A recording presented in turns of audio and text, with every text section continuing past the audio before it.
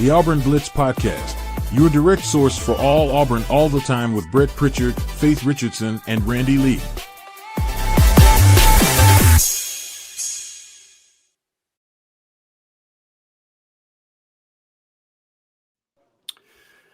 What's up, everybody, and welcome into the Auburn Blitz podcast here on a Thursday morning. We're glad that you joined us wherever and whenever it is that you join us each and every day here on the Auburn Blitz. Making Auburn Blitz part of your daily Auburn athletic intake. Good to see you this morning, Randy. A lot to dive into here on a Thursday, a couple days away from Auburn taking the field once again.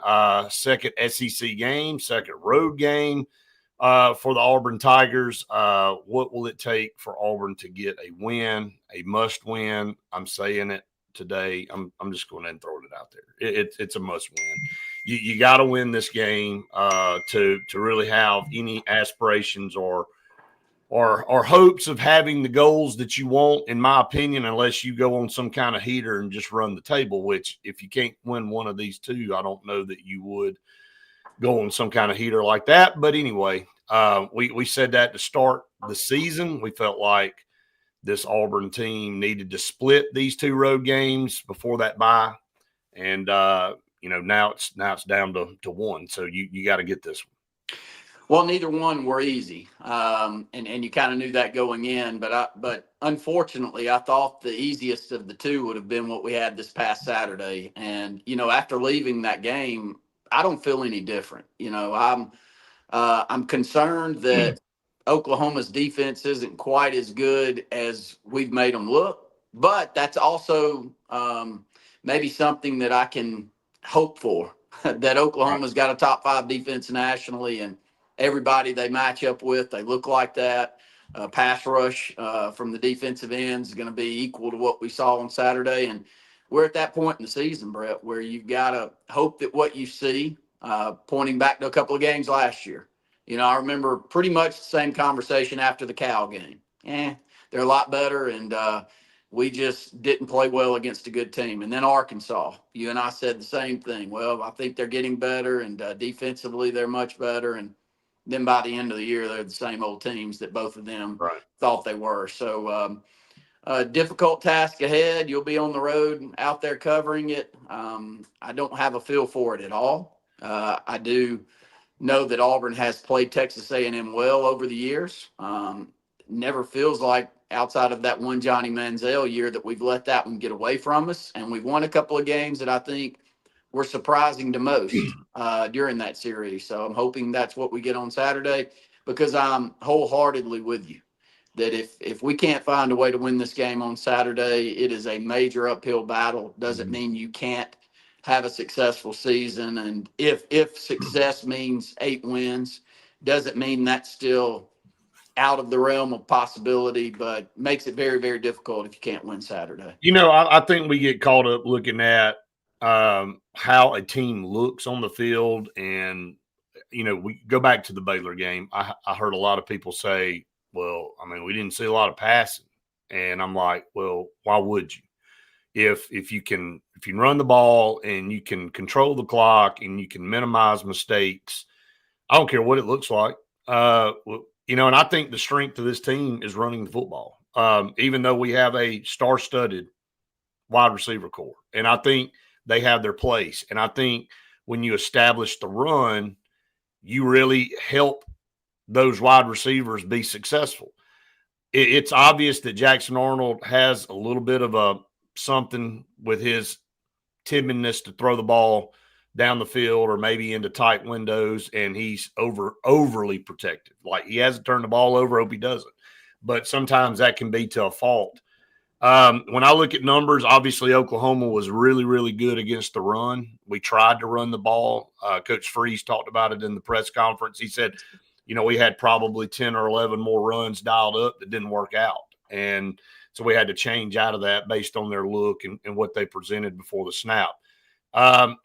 Texas A&M, and when you read and hear a lot of their beat reporters and you hear Mike Elko, he's concerned about one thing, and that's Auburn running the football on them, and he should be, based off what the numbers have been to this point with Texas A&M, giving up almost 140 yards on the ground. It's not good.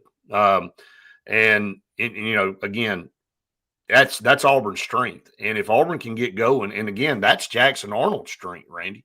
His strengths when he's running the ball in control on RPOs, man, and keeping teams off balance, that's where Auburn can make hay. And if Auburn can control the line of scrimmage, running the football against this Texas A&M team, I think Auburn has a legit chance to win. Now, if they can't run the football against whoever the opponent is, they're going to struggle this year. I really feel like that. So Auburn really has to embrace the fact that they are a run-first team and then let the pass game kind of develop throughout the game based on how they're running the football. That's my opinion. Well, that's a great opinion, and I wish it was something that you could lean on week in and week out. And I don't know that you can. I just know that watching the game on Saturday in the first half, I didn't feel like we were physically imposing enough to be able to run the football at will against that Oklahoma defense. And back to my first comments, I don't know if that's because Oklahoma's a much better defense than a lot of teams or a lot of the pundits gave them credit for, or if Auburn's offensive line's not to the level that we need it to be in the running game. It looked the part against Baylor, but Baylor's Baylor. Baylor's not Georgia. Baylor's not Alabama. Baylor's not Oklahoma on the defensive front. So are we good enough to go up against some of the best defensive fronts in the country and run the football? I think it's yet to be seen. I'm hopeful. I mean, I do. I'm not completely off the bus when it comes to this offensive line making a big jump forward, but it's got to start. It's got to start sooner than later. And so I'm with you. I hope we come out and prove to me, you and the rest of the fan base that either we can run or not. You know, I'm not positive that we stuck to it enough on Saturday, especially in the first half. But Brett, we had what, 70 yards rushing second half? Yeah. 47 of it on one carry. Yeah, one run. So we rushed the football with our running backs for another 25 yards outside of one carry the entire football game. I mean, that's not going to get it done. Now, you can say what you're saying is that you didn't go to it enough. And I'm all here for that. I mean, you know what I enjoy. I love it. Look, we've had a couple of high school games this year already where we know we've got one of the top prospects in the entire state and country at quarterback, but we ran it right down somebody's throat, and you're like, well, maybe we should throw it a little bit more. We got a 5-star receiver. No, I mean, how about finding something that you can feel good about and then just stick to it. Well, and then the next game may be totally different, but I never had a sense on Saturday that offensively we felt good about anything outside of Cam Coleman, who was by far the best football player on the field on Saturday, beating the secondary and not missing a few of those passes. He has 170, 180 yards and a couple of touchdowns, and the thing may be different.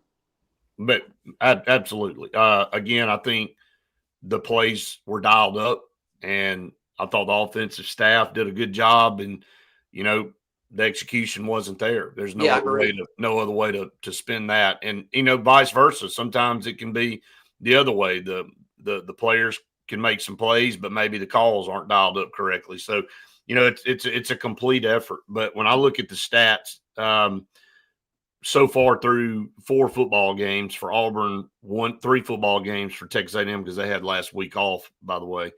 From a passing offense standpoint, we're only throwing for about 185 yards a game, but we're running for 232 yards a game. For Texas A&M, they're passing for 323 yards a game and rushing for 157 yards a game. So they're an air dominant team, and we're a run dominant team. Well, so, then you got to look at the matchups, and right now we're susceptible to the pass. I mean, that's clear as bell. Now, can we play well defensive line and dial up some things to put pressure back there on the quarterback? Maybe. But right now, if there is a weak link on that defense, it's not the linebackers. And we came into the season expecting it to be the linebackers. I don't think that. I think our linebackers have played above my expectations. I thought Falk would be a little better. I thought he'd be a little bit more dominant, but for the most part, I've been happy with the play of our defensive front. I've been really happy with Jared Smith and some others that are newcomers that really looked the part. But our secondaries got some major holes, and there's a lot of new faces back there. And I've got all the confidence in the world that we've got an outstanding defensive coordinator that can fix it. But it's got to start being fixed. When you're matching up with teams that are averaging over 300 yards passing, and you're worried about your secondary on the road at their place, it doesn't give you the warm fuzzies going into the football game on Saturday. No, Marcel Reed, very efficient throwing the football as well. We saw him last year. I think he, he's obviously gotten better, which you hope. So when you he look brings at both of those dynamics, Brett. He scares you enough with his legs that you've got to stay honest.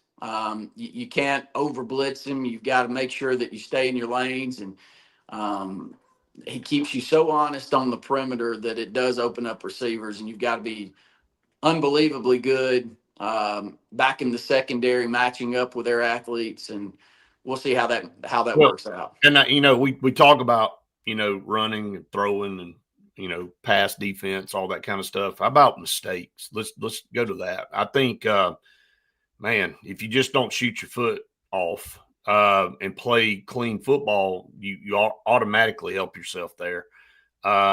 Special teams mistakes galore. I mean, when you look at some of the things that went on in that game against Oklahoma, and you go, Auburn still had a chance to win that game, and they played. I wouldn't think if you graded that performance, I mean, what would you grade Auburn's performance? I would give them at best a C. I don't know that I would give them a C as a total team effort. When you're adding all three elements, the special teams, defense, and offense in, I would say C minus maybe overall effort, and you still had a chance to go on. Clean the mistakes up, clean the penalties up. I saw at practice this week that they had the music blaring. I'm talking, it was unbearable. You couldn't stand. It was hard to stand out there. And it was like that the whole practice. And everybody's hollering, and everybody, you're trying to, you're having to rely on hand signals. And they not only played it on the loudspeakers, they got a portable speaker. I posted that video right behind each offensive lineman in the drills. They can't hear anything. They're having to go on sight, motion, whatever, to clean up false starts, because we had several false start penalties Saturday that killed drives. And you gotta minimize that kind of stuff. And it's going to be loud as hell in Kyle Field. I mean, that place is huge. So I thought that's where Auburn can start, cleaning up things that they can control. Well, back to my opening comments, the biggest question mark, if you're asking what do I grade Auburn, I don't think we know how good Oklahoma is. Maybe they're good, but my eyes tell me they're not that good a football team. I think they're a maybe 8-win football team. Well, now without Mateer, I don't know where they go. Yeah, and even with him, I didn't watch that game and think Auburn was outmanned at any point in time in the game. I mean, I do. I feel for the coaches, because they did dial up some plays that we should have completed for touchdowns, and it would have made a big difference in the game. But that's neither here nor there. And you can't keep going back and saying, well, we had a chance here. Well, if our special teams is good here, after a while, it's like, no, that's a problem, and it's a consistent problem, and it's a multi-year problem. So take Oklahoma out. Auburn's grade on how they perform. Overall, about a C, but we had that could be a positive if you look at it from that standpoint. Well, but I don't. The thing is, I don't think they played all that great either. I mean, I think that I think we're about an even team, and they won a game at home that if we would have been at home, we'd have probably won that football game by a score. I think that was the difference in the game. But are either teams capable of winning the SEC? I don't see it. I may be wrong, but they won 2 football games last year in conference for a reason. I didn't see Mateer making that big of a difference. I like him okay, but he's no Cam Newton. I was not overly impressed. No, I think he's a really good piece. But I tell you, man, without him that is a massive blow for Oklahoma. He's probably out for at least 4 weeks. I mean, they've got a stretch coming up. I mean, I don't know what their record looks like now. That's a big blow for them. And a big blow for Auburn yesterday in Horatio Fields No doubt. being out. I mean, it opens up opportunities for some players that we've been head scratching on why they can't find their way into the mix, namely Perry Thompson. We'll It's his see if turn now. It's his turn. he's able to. If not, there's a reason that you're not seeing him because Horatio Fields was he was having a good season. I think he was a great pickup and a good piece. And you could tell that we were spotlighting him in key parts of the ball game over and over again. And his frame and his athleticism to even get down the field is going to be tough to replace. But I'm here for seeing if Perry Thompson's capable of playing here in this conference. He's got every opportunity in the world now, and there shouldn't be any excuses. Yeah, I'm looking forward to it. I mean, yeah, it's what you wait on as a player, and everybody's been clamoring about Perry Thompson. Where is he? Whatever. Well, here he is. And now can he make a difference now that his number is being called? Again, Auburn's got a dynamic wide receiver room. And if you clean some things up and you get better from a passing standpoint, they can be a very dangerous weapon for this offense. But I do go back and say that it starts with running the football. And I think that's where Jackson Arnold's best. I think he's more comfortable. He's not afraid to stand in the pocket. He's not. And Dadgum Joker just stood in there and took one after another straight to the chops and kept jumping up. I mean, that's I tip my hat. He's not running away from stuff. He's very physical when he runs the football. He's got a Baker Mayfield mentality. I think he looks like him and plays like him, plays with a little bit of moxie and stuff like that. He's just got one thing that kind of holds him back, and that's him willing to make a risky throw. I just think he's so concerned about turning the football over. I really do. Well, Brett, that angle from behind the play where you're seeing the receivers running downfield and kind of see what he's seeing.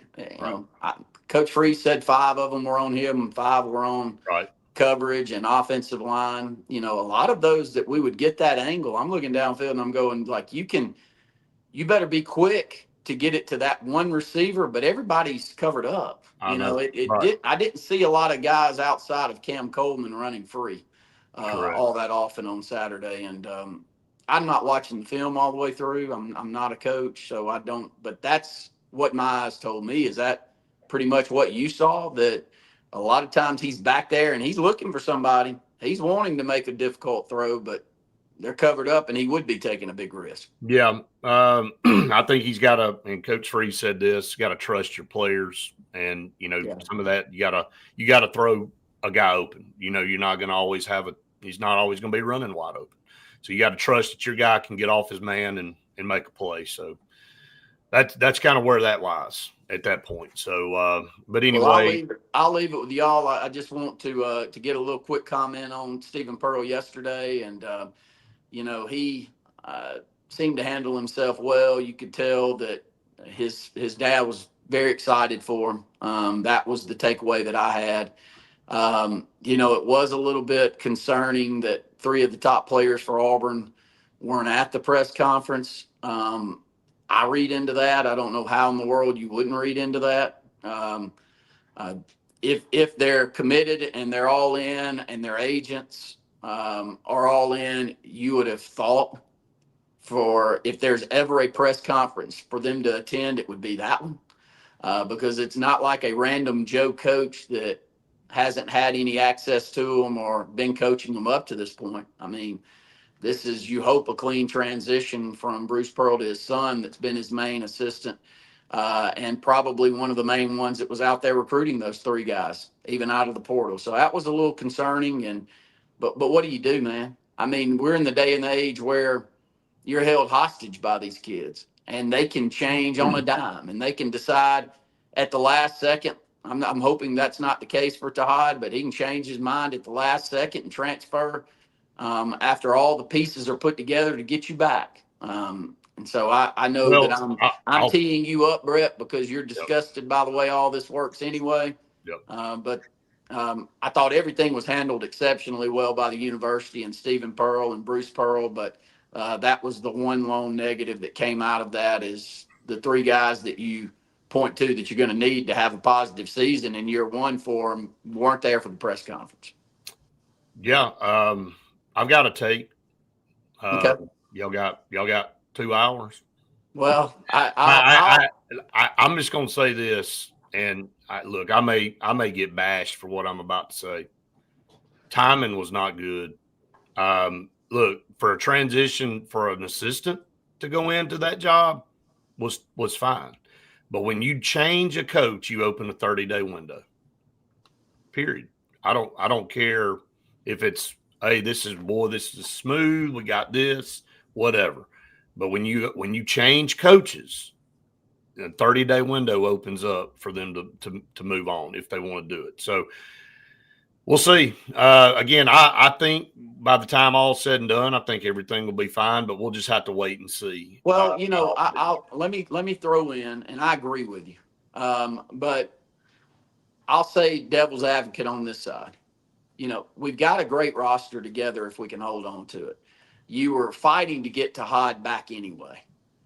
There's no part of me that doesn't think that Bruce Pearl's thought this thing through a million ways to win. So there's probably no perfect time, Brett, Right. to make this transition. But if there was a time, you've got two key pieces out of the transfer portal that you were able to get them to Auburn, get them knowing Stephen and this staff.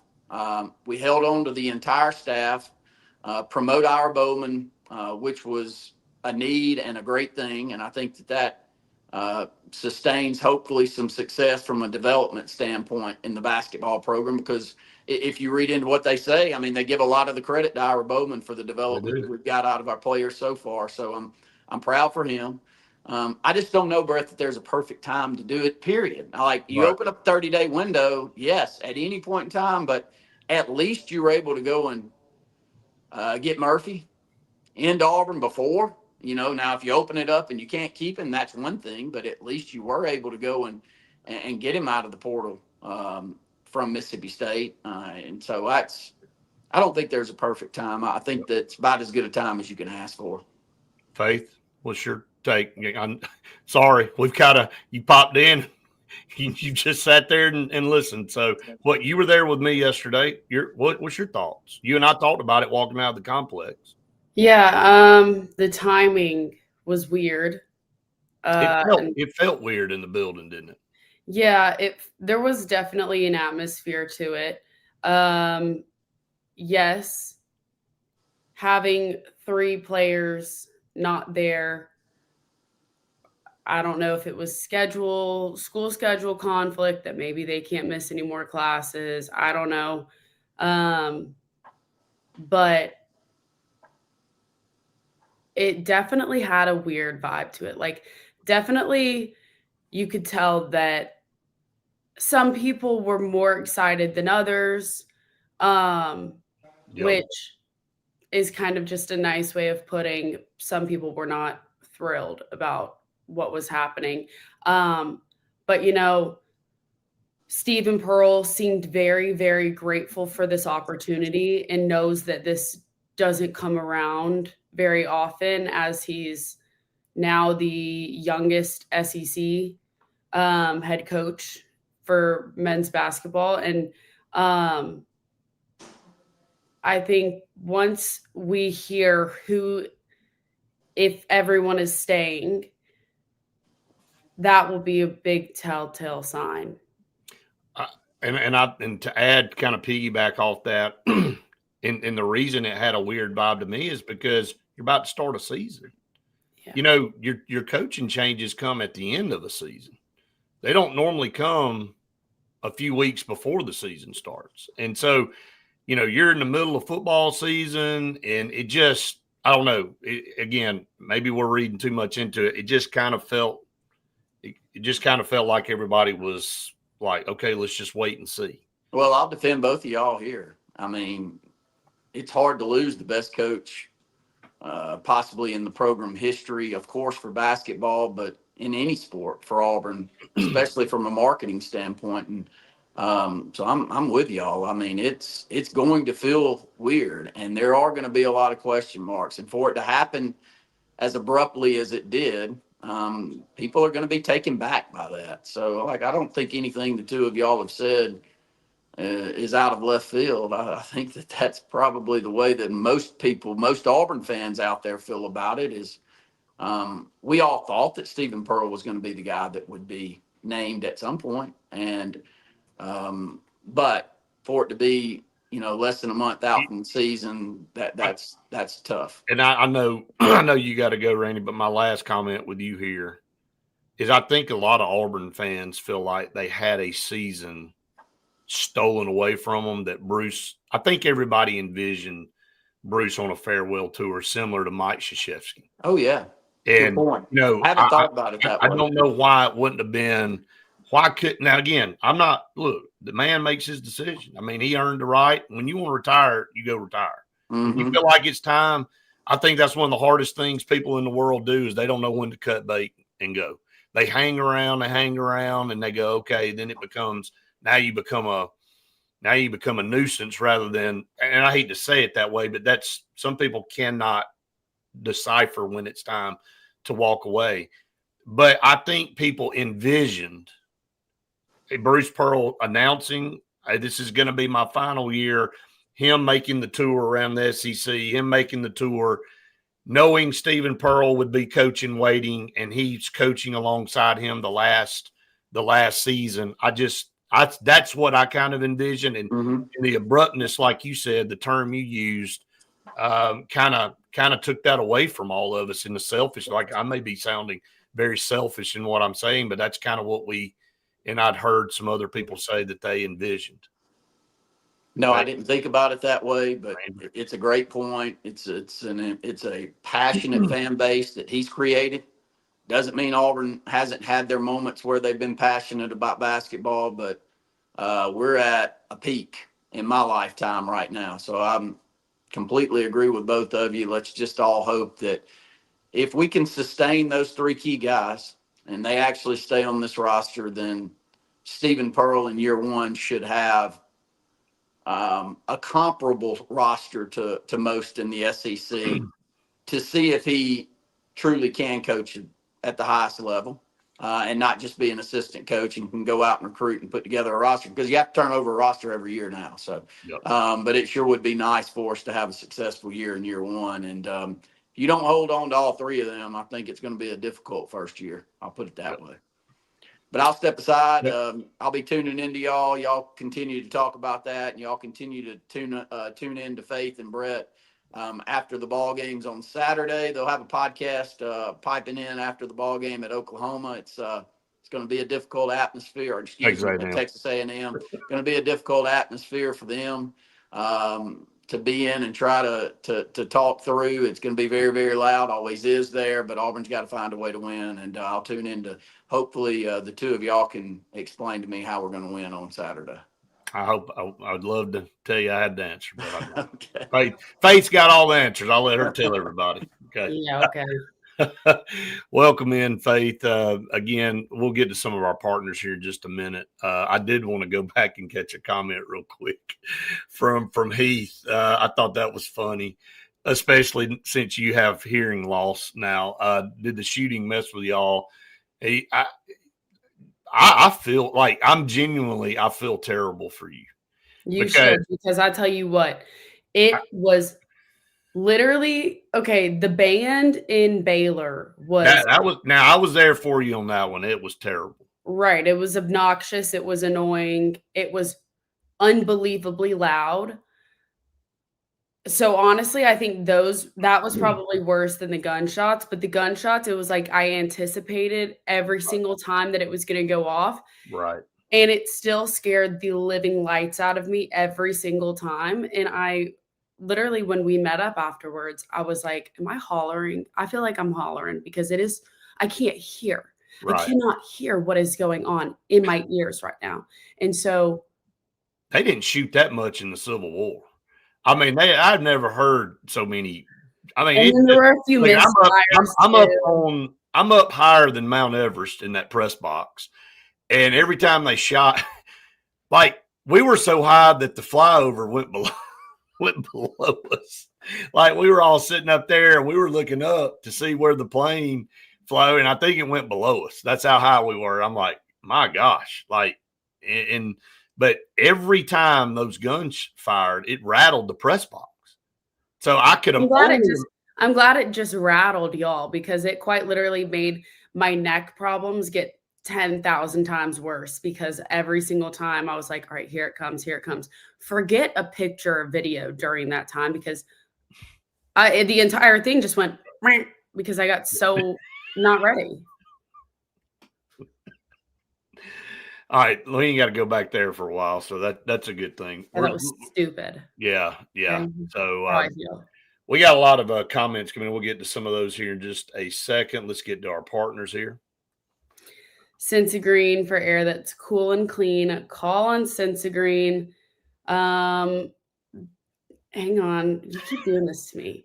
For air that's cool and clean this fall during dollar days, call Sensagreen for major discounts on HVAC repairs and installs, plus installation with Professor Greenbacks. Get HVAC smart at sensagreen.com through Thanksgiving with up to $100 off HVAC repairs, $500 off installation work, and $1,500 off a new HVAC system. Sensagreen with Carrier. Turn to the experts. How cool are these coupons? I don't know. You don't know how cool they are unless you get one. So you need to call on Sensagreen, and you can find out how cool they are. Scout Program Management, a full construction management firm. There's so many projects going on. And if you are trying to build something, plan something, Scout Program Management's the company to hire. I've watched them work in person, and I've watched them hold contractors accountable. And I'm telling you, you don't have anybody on your staff that can do what they can do. And you'll be glad that you did it, because the product that you're paying for, it will actually be the product that you receive. So call on them. They're located in Birmingham, Alabama. They serve the Southeast, and they do phenomenal work. Bunkers in downtown Auburn. You can go there during the games this weekend while Auburn is away in College Station. So go watch the games over at Bunkers. They've got more seating than they did before. And they've got the golf simulator bays. But if you're not into that, you can just sit and watch one of their 8,000 TVs that they have. And Friday nights, they've got good live music, majority of the Friday nights. So go over to Bunkers. It's such a great time, and we have so much fun, and really looking forward to getting back over there soon, hopefully. Yeah, when are we going? Say, when are we going back? I don't know. I need some steak sliders. Maybe tomorrow. No, we can't do it tomorrow. It's already Friday. Good Lord. I was gonna say, I mean, I can't. it's not happening. You just never time just flies. So, all right. I want to go back to the Stephen Pearl talk for a second. He's got pressure to win this year. I mean, look, you can be set up with, there's positives and negatives to every situation. And again, if all the players stay, I think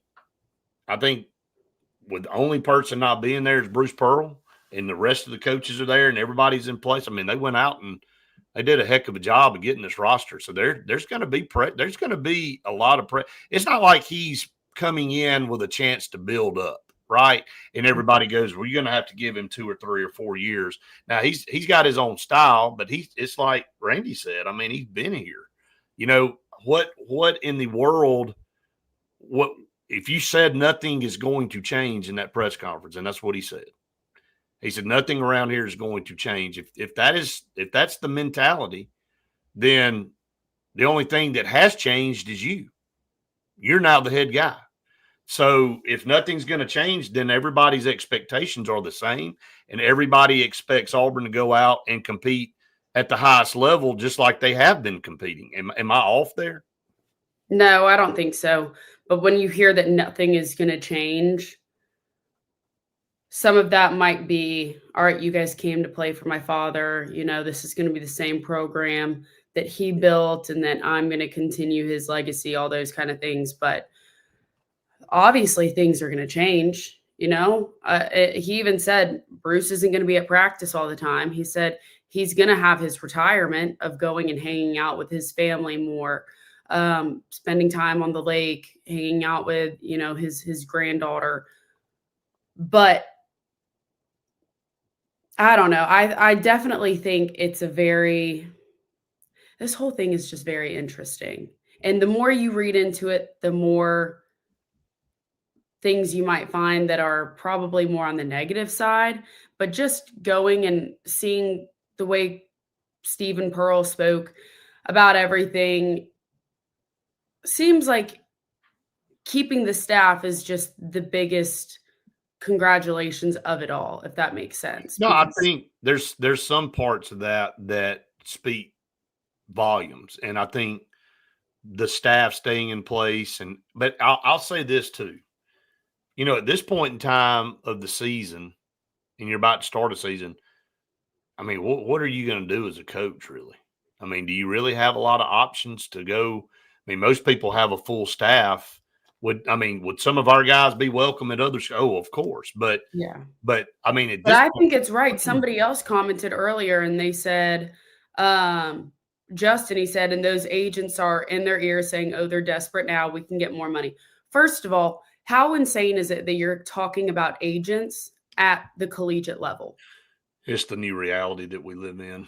And That none of is, us like it. We all don't like it. I mean, we've talked about it so much over the summer that we got sick of talking about it. But now that's what you've allowed to creep into college athletics. And, there again, we can have entire week-long shows about this, but it's not going to change. So the NCAA let the toothpaste out of the tube and they can't get it back in there now. So now they have to deal with this new reality. And, they try to walk back some things with the transfer portal window in football and stuff like that. But I think the damage has been done. It's now trying to be able to shape your program around the new reality of the things that you have to deal with. And agents is one of those things. And so, but yeah, I don't know. Like, I don't know any other way to spin it. I looked around. That was the first thing I did, was I wanted to see if the whole team was there. And again, I heard what you said, Faith, and I think you said it tongue in cheek about missing class. I think people were like, all I have to say is I know, because when I had class with Chad Baker Mazzara last Yeah. year and we had our Spanish class, our professor did not care if he had an away game and he was in the middle of nowhere or on a flight back. right. He was like, you've got one more and you have an FA in the class. Failed attendance. Shocker there, got by the way. Like, some of these guys, some of these college professors, and let me just say this: I have been a college professor. Okay, so I'm speaking. It's not like I'm speaking from a standpoint of I don't know what I'm talking about.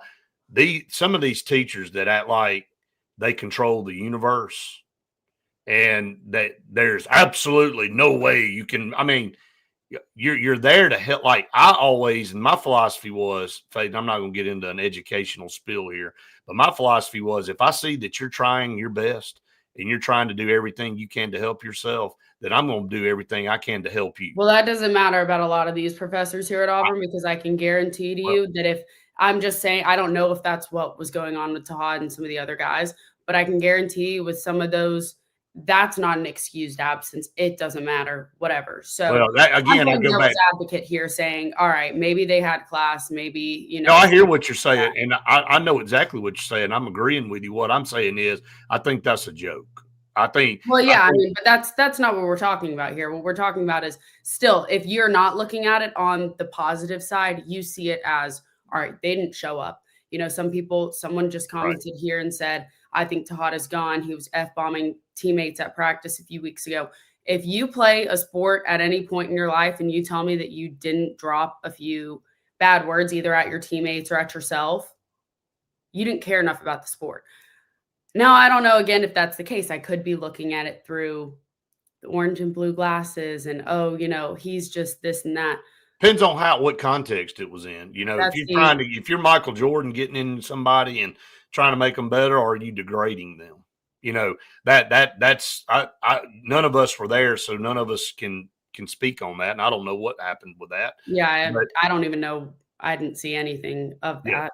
Yeah. So, but if that's the case, then, that, to me, are you being a leader? Are you trying to make people better? Or are you degrading? You can take it multiple different ways. But, the comical thing about that statement to me is about going to class is, since when did we all of a sudden start worrying about attending a class? Okay. I told you this yesterday. I mean, you know, in this day and age where people go, do they even have to go to class anymore? I know it's kind of tongue in cheek, but I mean, it's the truth. We've placed so much priority on everything else and diminished the fact that you're actually going to college to get an education that it's comical to think you would miss the press conference of your head coach because you were afraid you were going to miss a philosophy class. Excuse me for any philosophy teachers out there, but I'm just saying, like, if that's my head coach, I'm making it a priority to be there.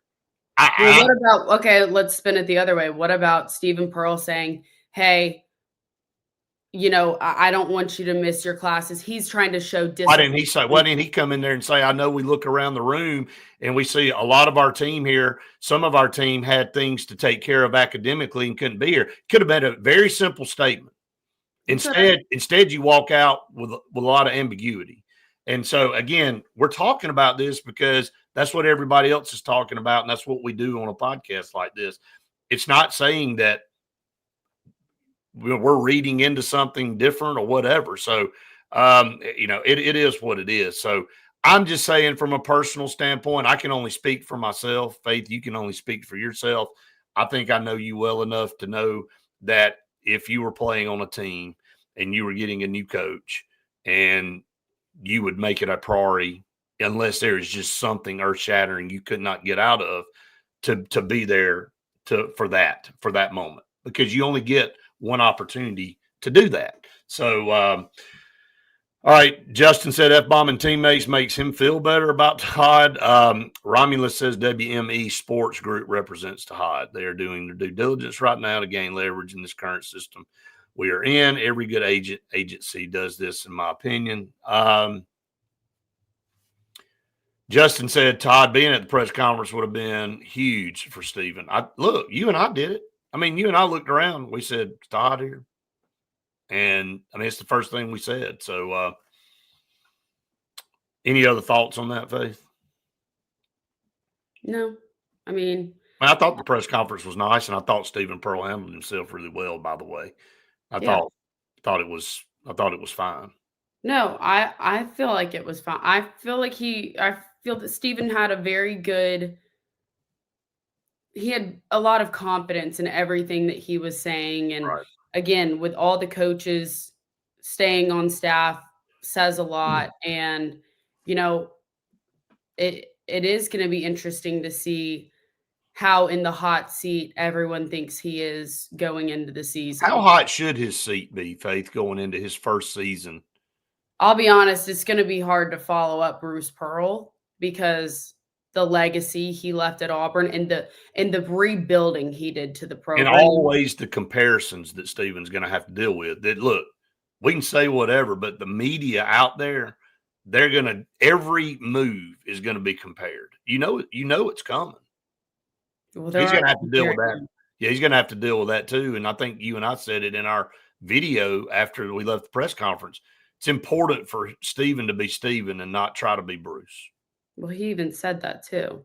Yeah. Like it's people already are comparing the two and putting videos side by side of their mannerisms and how similar they already are. But you got to think about just what philosophy each of them show on the field or on the court, and how, again, the way that they incorporate their coaching staff and how involved each position coaching wise is involved.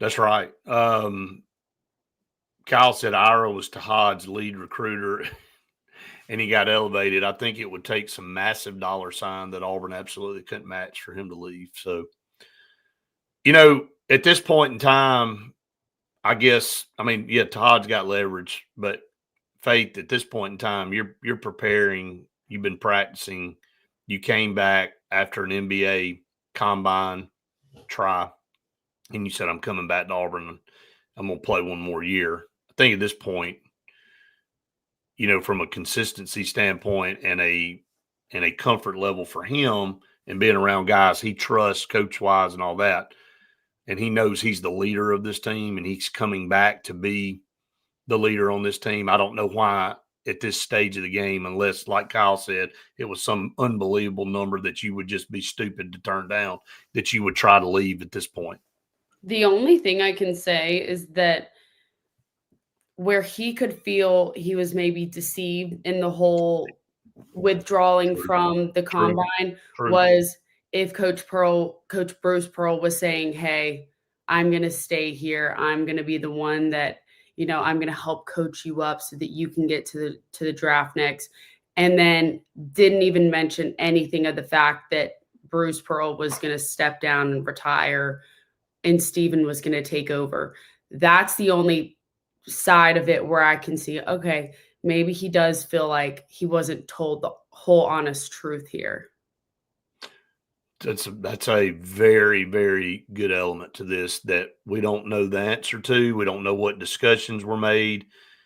I think you and I would both hope there was not deception, that Coach Pearl was upfront, with everybody. But, we kind of heard different from that, not from him, but we're just hearing that, like, the way that news was broken, even Steven said they were upset at how that news was broken, and that was not how they intended it to be. And all right, predictions for the week.